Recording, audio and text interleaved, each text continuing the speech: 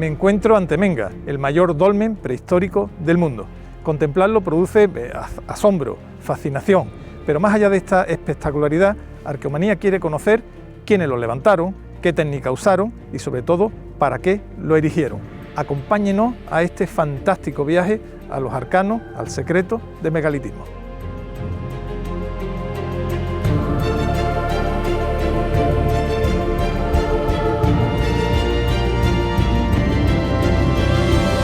Arqueomanía. Antequera, un imperio del Neolítico.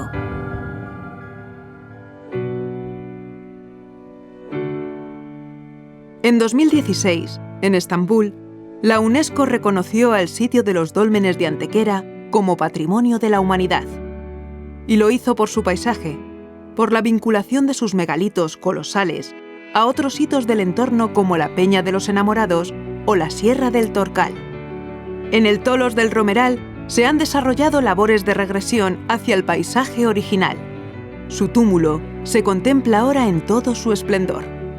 Muy cerca de Menga y Viera, pero 1000 años después se erigió el Tolo del Romeral, que la verdad resulta tan espectacular como los primeros. Pero este Tolo del Romeral tiene una singularidad: le da la espalda a la gran montaña sagrada de la Peña de los Enamorados para mirar a otro punto realmente singular, la montaña que hoy conocemos como el Torcal de Antequera. El gran monumento del conjunto es, sin duda alguna, el Dolmen de Menga.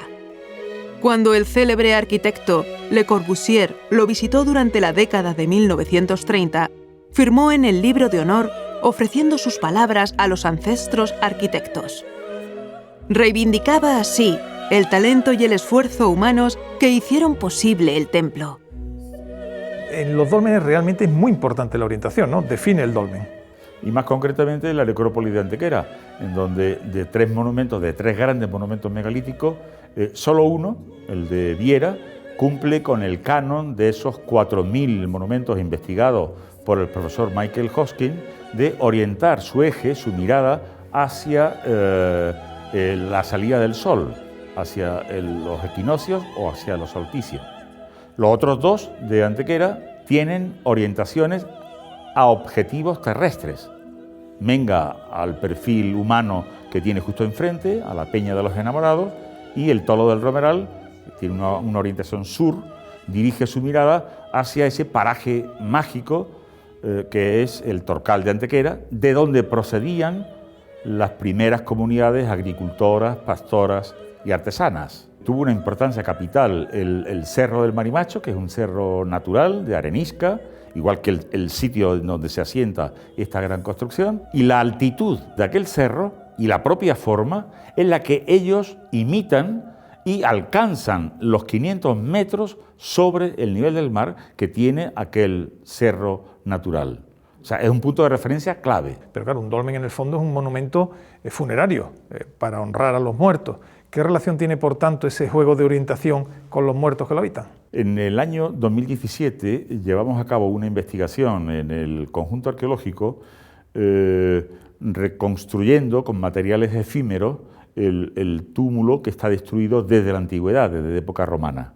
Llegamos a un descubrimiento asombroso, y es que el sol baña el corredor de acceso a la cámara mortuoria, marca el camino que nos lleva a la muerte, el recorrido, la vida con la luz, con el sol, porque los rayos del sol llegan milimétricamente hasta el umbral de acceso al cubo, a la cámara funeraria que queda en sombra y en penumbra.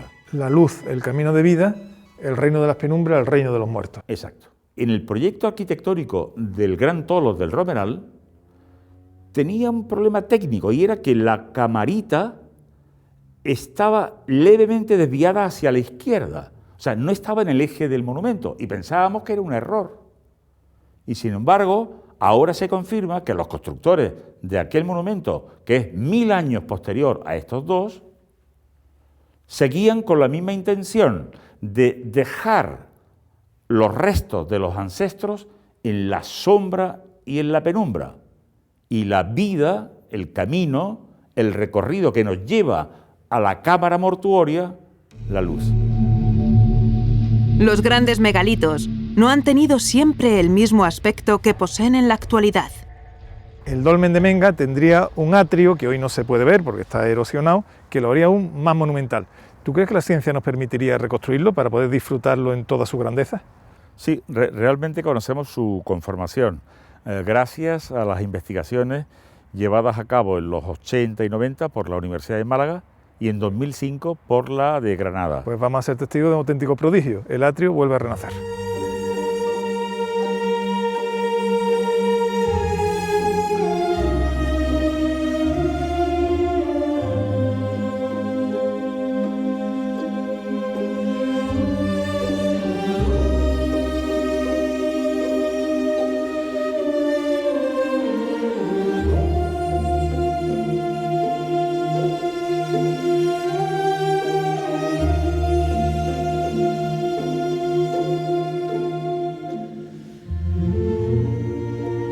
Este punto del dolmen de Viera me gusta especialmente.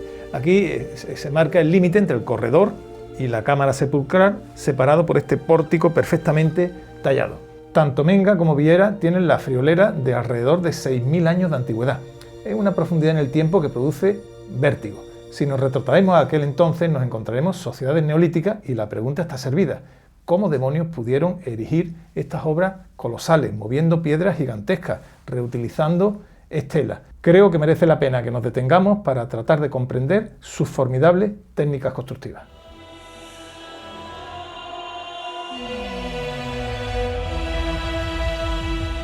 El simple hecho de orientar un telescopio para observar un cuerpo celeste tiene dificultad.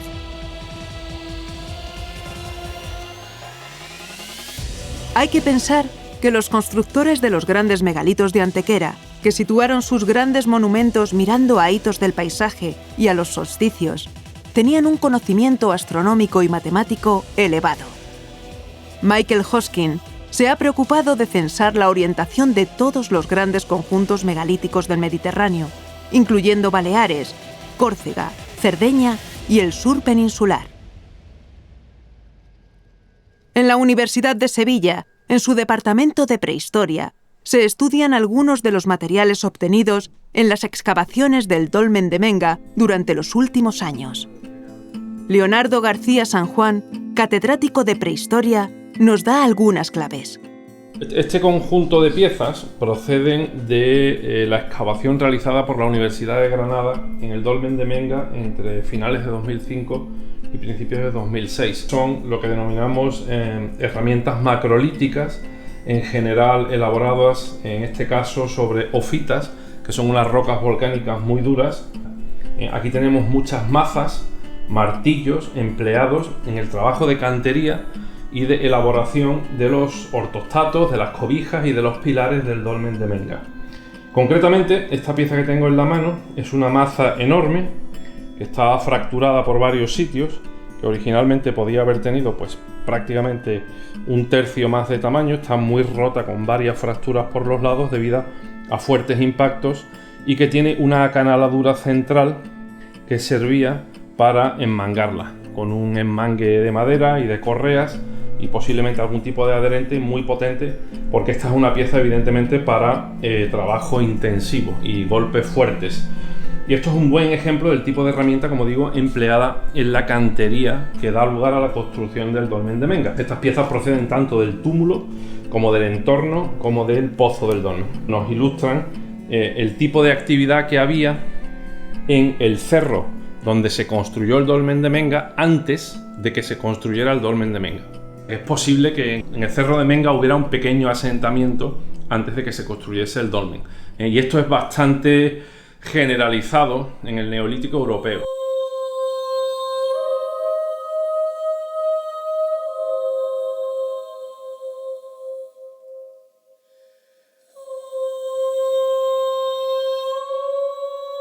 ¿De dónde viene esta sabiduría que ha permitido estos auténticos portentos arquitectónicos? Conocemos una serie de yacimientos propiamente neolíticos, del neolítico antiguo y pleno, lo que es en particular la Cueva del Toro, que nos aproxima muy bien al conocimiento de esas primeras comunidades productoras, ganaderas particularmente, y también de agricultores, que se establecen en esa comarca. Ese es el germen de lo que aproximadamente unos 1000 años después, en torno hace unos 6000 años, a finales del Neolítico e inicio de lo que conocemos como la Edad del Cobre, van a ser los constructores de estos auténticos monumentos. ¿Qué nos dice la arqueología de quiénes son, de cómo vivían, cómo habitaban y qué relación tenían en sus poblaciones con los grandes megalitos? Nuestro objetivo en el trabajo que estamos haciendo es intentar seleccionar algunos materiales arqueológicos procedentes de excavaciones que se han hecho, sobre todo en las horas recientes del AVE, que nos han sorprendido por la densidad y la entidad de los asentamientos coetáneos a la construcción de los grandes sepulcros que encontramos en la comarca de Antequera. Sabemos hoy día que además del lugar de ocupación o de asentamiento, tuvieron que tener un papel especial para estas comunidades en clave social, de agrupación de comunidades, ¿no? Donde precisamente se está fraguando lo que vamos a ver que después permite ejecutar estas obras monumentales. Sabemos que en torno a eso que nosotros entendemos como un gran esfuerzo suele haber una gran fiesta, ¿no? Se relacionan, intercambian productos, ¿no? Son, entre comillas, como grandes ferias, ¿no? Que suelen estar asociadas a la construcción de esos grandes sepulcros, que en cierta manera generan también memoria, ¿no? Memoria de esos fenómenos, ¿no? Y que generan también territorio. ¿Por qué se encuentra ese material dentro de los fosos y de los silos? Se ve esa intencionalidad a lo largo de todos los recintos de fosos y campos de hoyos o campos de silos europeos, con lo cual es algo común a ese tipo de yacimiento, ese tipo de fenómeno, ¿no? Constructivo. El por qué se decide ocultar o depositar en esas estructuras los restos o elementos que se fracturan para hacer algún tipo de depósito quizás más simbólico, está todavía por dilucidar. ¿Qué nos dice, empezando por lo más obvio? ¿Cómo se alimentaban los constructores de los dólmenes? Esto que parece tan simplemente un hueso de ovicáprido, ¿no? De tipo cabra o oveja, nos deja patente el pasar del ser humano, la acción del ser humano, con algunos de las marcas de corte. Elementos que nos sirven no solo para reconstruir la forma de producción, la forma de alimentación, sino también nos permiten saber si estos animales asociados a estas comunidades se movían y por tanto el ser humano también se movía con ellos. Además tenemos algunos elementos líticos muy característicos de la época, como es esto, que es un molino con una mano, donde se trabajarían los cereales. Otros elementos que están relacionados con esa vida diaria, que además podría ser muy comunitaria, son las producciones cerámicas. Esto se ve que sería un gran plato, ¿no? Exactamente, nosotros lo denominamos como cazuela, ¿no? Y es muy grande y eso podría tener que ver con que el consumo también era de muchas personas. ¿No hay algún elemento que nos permita asegurar que se adornaban? Existen elementos materiales, como tenemos por ejemplo aquí. Esto es una caracola que además se ha perforado para hacer cuenta de collar probablemente, o elementos mucho más cuidados, esta hacha de silimanita que está muy trabajada. Hay pesas de telar en estos yacimientos, por tanto, en verdad vestirían en gran medida de tela, de tejido. Los elementos de producción de tejidos nos están hablando de un tipo de estética. Existen también muestras en otras partes de Europa donde se conservan mejor estos elementos orgánicos, de tejidos, de vegetales, animales.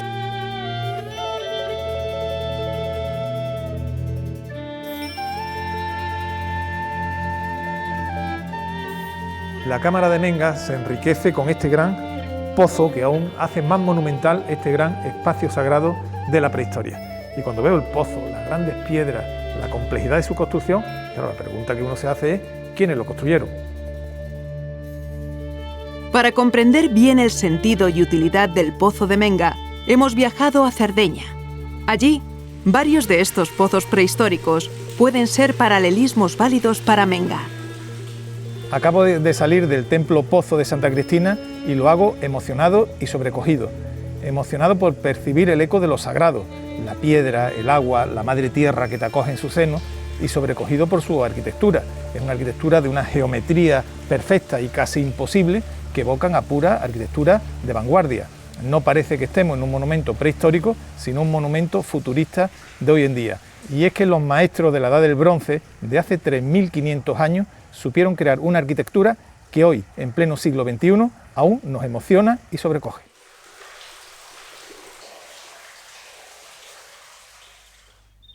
El pozo del Dolmen de Menga siempre nos llamó mucho la atención, ¿no? Parecía un unicum, pero cuando uno va conociendo lugares megalíticos importantes en otros puntos de Europa, pues se encuentra esta presencia sagrada, si cabe, del agua en lugares megalíticos. Es el caso de este templo pozo de la Nuraga de Santa Victoria de Serri en el corazón de Cerdeña, que nos habla de piedra, agua y probablemente ritual sagrado. Las motillas, como la de Azuer, son grandes construcciones del bronce peninsular que también están relacionadas con el agua. Federico Porceda está trabajando en Serri y nos da las claves. No es un pozo porque aquí no hay una fuente de agua, entonces el agua se ve de fuera con la canalización. Cuando llueve, el agua está al interior de la cámara. La entrada del templo está dada para atrio y la escalera. En originalidad, el templo fuera todo cubierto ¿Por una bóveda? Con unas tolos. ¿Qué tipo de rito crees que tendría lugar aquí? El culto es seguramente del agua, porque una reserva de agua, entonces la cosa más importante es el agua. ¿Y qué nos dice la arqueología de su fecha de construcción aproximada? En el 12 siglo a.C. El culto al agua, gracias a su abundancia, es un fenómeno que se ha mantenido en Antequera. Su propio patrón, el Señor de la Salud y de las Aguas, una advocación de la Edad Moderna, apoya esta tesis. Incluso algunos textos hablan de la venta de agua de Menga durante el siglo XVI. Y lo colosal de Menga se magnifica en la gran losa que cierra pues, la cámara, ¿no? Es una losa enorme, pesa nada más ni nada menos que la friolera de 160 toneladas.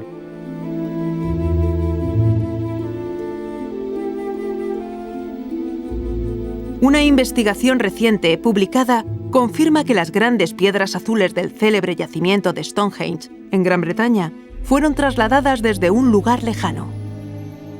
Son piedras que ya se habían empleado dentro de la cultura megalítica de la isla en un recinto previo. Eso nos sitúa ante dos incógnitas: la reutilización de grandes piedras y, en el caso de Menga, la localización de la cantera o las canteras de las que se extrajeron los ortostatos y las cobijas de cierre. El primer aspecto parece claro.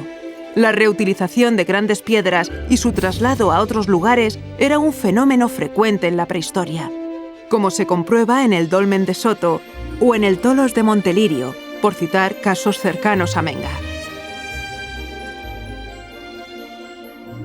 La segunda cuestión presenta grandes novedades. Por una parte, se ha localizado fehacientemente la cantera en la que se excavaron todas las grandes piedras de Menga, a excepción de una, de la más grande. Esta cantera está aproximadamente a 1 kilómetro en línea recta del monumento, bajo la ermita de la Vera Cruz. Pero la gran novedad es la localización de la cantera de la que se extrajo la gran losa de cierre de 170 toneladas. Está situada a más de 3 kilómetros del monumento y hay que salvar un importante desnivel en un hipotético trayecto sobre una pista artificial o calzada. La pericia y el conocimiento de los ingenieros neolíticos era de gran profundidad y su destreza técnica inapelable. La secuencia de corte y extracción bien pudo ser de esta manera.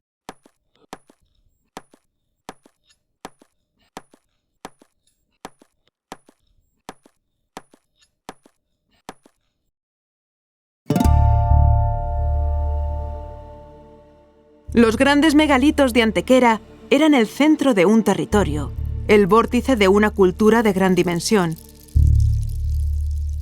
Sus antecedentes en la cueva del Toro del Torcal, con elementos de gran sofisticación como la Venus neolítica o el cráneo copa, no son más que la punta de un iceberg. En Casabermeja, En la ladera sureste del Torcal, la edad del cobre dejó huellas que se están recuperando. Piedras de Mitra, es toda una novedad. Al fondo se divisa el manto nevado de Sierra Nevada y este lugar, aparte de este paisaje tan hermoso, tiene un altísimo valor arqueológico. ¿Por qué? Pues por dos motivos. Primero, por lo que venimos llamando la arqueología de las toponimias. Fijaros que este sitio se conoció por la gente del pueblo históricamente como las Piedras de Mitra. Probablemente ninguno de ellos supiera que estaba invocando a una antigua deidad mistérica que por algún motivo prolongó su sombra a lo largo del tiempo. Y en segundo lugar es porque este sitio va a demostrar que los yacimientos de Antequera, los dólmenes de Antequera, tuvieron un hinterland de una cultura muy similar y por tanto con honda relación. Andrés, vaya sitio y vaya sorpresa, ¿no? Pues la verdad que sí, estamos en un yacimiento, en una sepultura que pertenecen a la edad del cobre. Por la cultura material que llevamos hasta el momento, estamos en los momentos iniciales del Calcolítico.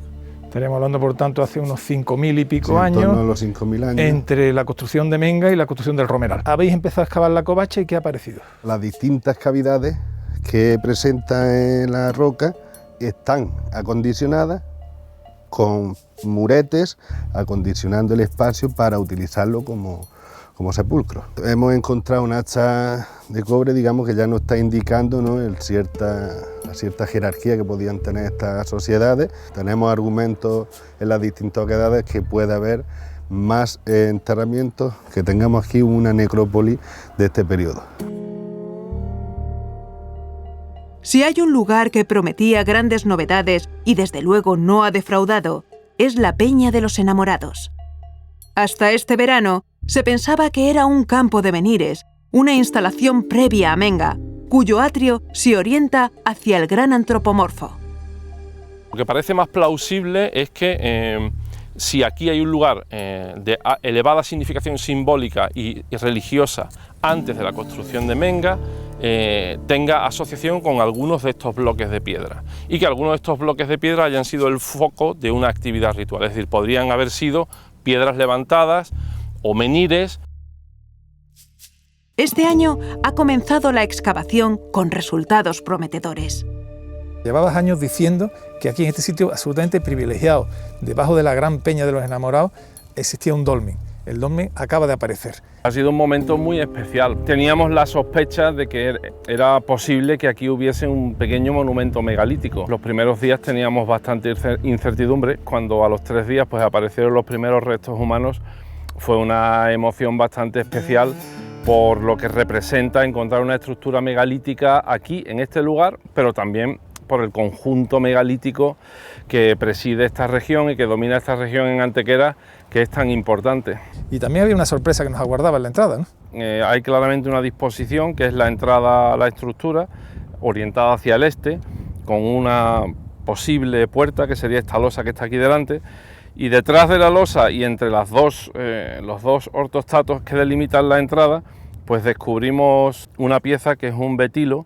Por la posición que ocupa, casi con toda seguridad tiene una significación apotropaica, es decir, está protegiendo la entrada al monumento y está haciendo pues una función simbólica como de guardián, guardiana o centinela de la estructura funeraria en la que se encuentran los antepasados de estas comunidades. La forma me recuerda a la forma de la peña. ¿Podría tener también esa capacidad como una reproducción del paisaje también? Tiene una forma muy particular, ciertamente, porque los betilos son piedras poco elaboradas o poco talladas o poco trabajadas, son piedras en un estado cuasi natural, suelen tener más bien una forma cilíndrica o subcilíndrica o troncocónica.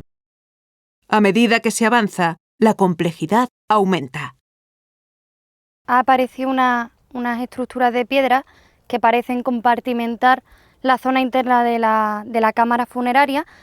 Parece que hay aquí como una especie de semicírculo formando como una cista, ya que el individuo este se apoya directamente sobre lajas de piedra y además está rodeado por piedras de este tamaño así grande y mediano. Está en posición primaria con las piernas flexionadas y parece ser masculino. Dentro de lo que es la estructura megalítica parece que hay ciertos tipos de compartimentación que separan unos individuos de otros. Estos dos individuos que aparecen en posición primaria se diferencian de los otros que íbamos encontrando antes, que estaban semiarticulados o quizá en posiciones secundarias. Puede deberse a una de las primeras fases de ocupación de la estructura, ya que posteriormente vemos que algunos fueron más desplazados para seguir introduciendo nuevos individuos. Hemos encontrado 2 recipientes cerámicos en la zona aquí oriental de la tumba. También nos aparece bastantes líticos, microlitos de sílex asociados a los cráneos. Las primeras dataciones, realizadas sobre restos de los niveles medios y superiores, sitúan cronológicamente el dolmen en la Edad del Cobre, aunque no hay que descartar una fundación más antigua, en el final del Neolítico.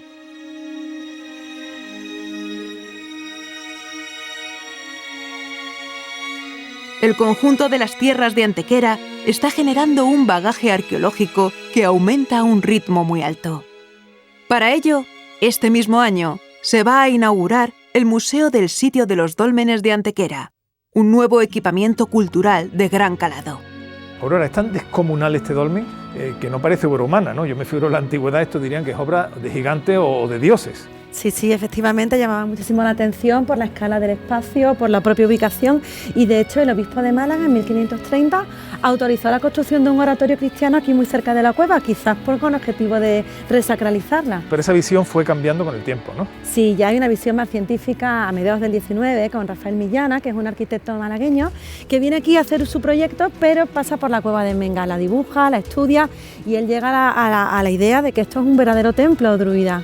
Después ya dio un salto con una figura muy importante, fue Romero Robledo. Él es el que promueve su declaración como monumento nacional en 1886, que es el segundo monumento en España, y además promueve la construcción de un primer museo del sitio, justo aquí.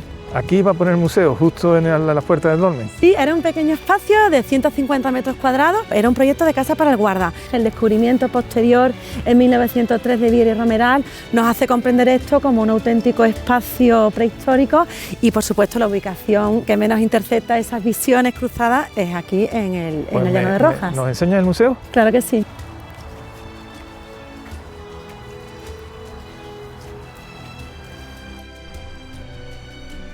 Museo de los Dólmenes. Tras este hermoso nombre, sin embargo, hay mucho conocimiento y mucha historia y alma del propio lugar, ¿no? Sí, está el trabajo de muchos profesionales de la arquitectura, la arqueología, el paisaje y luego de muchas personas vinculadas a la historia de los dólmenes.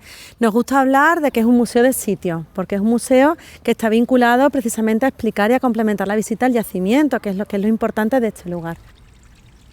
En este vestíbulo queremos contar el valor universal excepcional de los 6 sitios patrimonio mundial vinculados al megalitismo. Vamos a tener la exposición permanente que va a explicar el sitio, primero contando la prehistoria de los pobladores, de los constructores de los dólmenes, y luego, por supuesto, una zona específica de las biografías de Menga, Viera y Romeral.